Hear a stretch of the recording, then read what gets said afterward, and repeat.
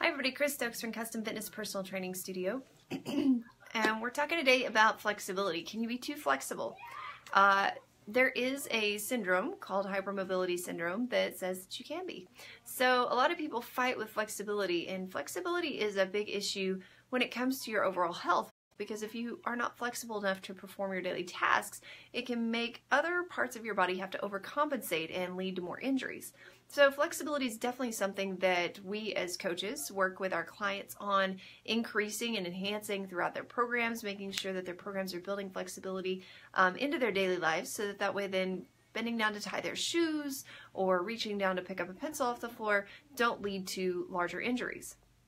Now, there are a small population of people, typically about 60 to 70% of American women are some degree of hypermobility. And hypermobility is where the joints actually bend a different direction than what they're supposed to. So the connective tissue is not as strong as it should be, and the joints begin to move in the opposite direction than what they should. Think about somebody locking their knees back as they stand. Their knee would go behind them rather than just to the front.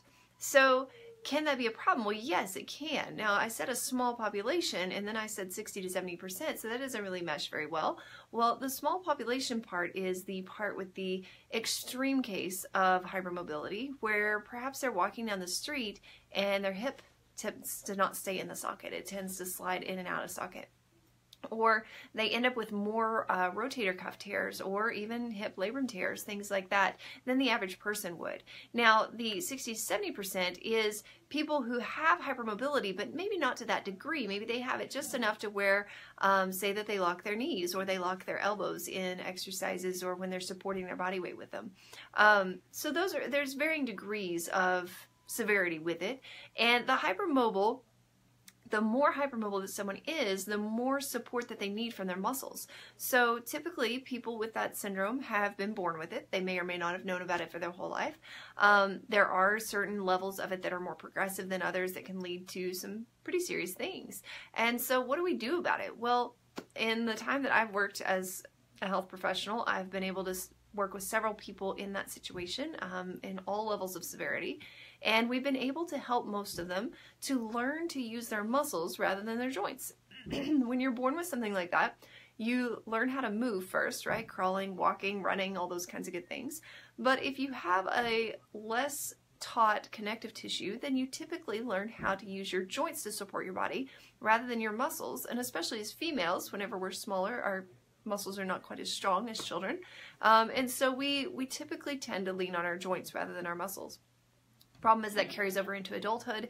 We don't really know how to activate our muscles, and instead our muscles live in a deactivated state most of the time where they're not being stimulated, so they cannot grow to build the muscle tone that you're looking for, and they also cannot support the body the way that it needs to be to keep you safe. So what do we do about that? Well, there's several things. Nutrition is key. We do have to have proper nutrition in order to provide our body with the nutrient complex that it needs in order to sustain life, but also to enhance life. It won't fix the problem completely. It's not going to take somebody who's hypermobile, make them not hypermobile, but it can give them the things that they need in order to support their body through these things. Then the second part is exercise. We have to exercise, but we've got to do it appropriately. So if someone with severe hypermobility goes into a typical HIIT training class or into a typical boot camp or even into, say, CrossFit or something, they could very seriously hurt themselves because they don't have the muscle control to control their body. Instead, they use the joints. So a case in point would be someone who's holding a plank position and they're locking their elbows out. They've disengaged the muscles that they're needing to hold the body up to the arms, and instead are just resting the two bones of the arms on top of each other. So that can be a problem. So what do we do? Well, we do focus strength training in a therapeutic type setting. So we do higher reps, lighter weights, and we focus on strengthening the muscles all around the joints. So let's take the hip, for example. We wouldn't just focus the hip doing leg lifts over and over again, but that would be a part of it. We need to work the leg on the outside, on the inside, at the front, at the back, in rotation. We need to work the leg the entirety of the complex to make sure that that hip joint can stay in place. Now, the other part is that we strengthen the core to be able to support the weight of our body better so that we're not putting too much weight into our legs in a way that really wasn't meant to be. And by doing that, we're then able to start to learn to support our body through our muscles, and our muscles can then help us. So if I was doing a flexibility test with a client with hypermobility, I would still test them on flexibility for sure, but I'd be watching to make sure that it didn't start to grow too much all of a sudden. So we'd be making sure that we didn't have an increase all of a sudden in the syndrome that they were experiencing, and if they did, then obviously, you know, we'd need to reassess with a physician.